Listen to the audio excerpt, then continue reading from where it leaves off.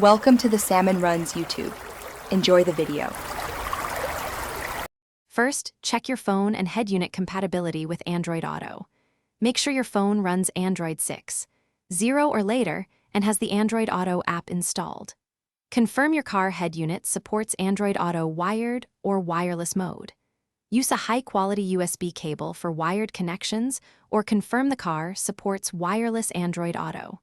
Turn on Bluetooth and location services on the phone before proceeding. Charge your phone to at least 50% to avoid interruptions during setup. Plug the phone into the car using a quality USB cable for wired sync. Alternatively, initiate Bluetooth pairing for wireless Android Auto if supported by the head unit. Unlock the phone and accept the Android Auto prompt on the phone screen.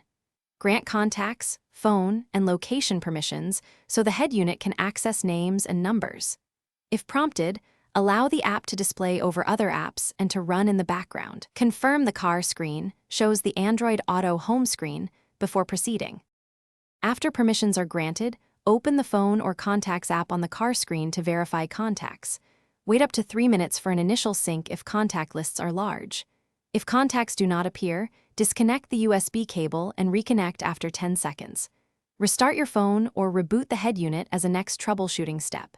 If problems persist, clear the Android Auto app cache or update the app to the latest version. Finally, verify contacts are stored on the phone and not solely in a cloud-only account. Thanks for watching. Consider subscribing if we helped you.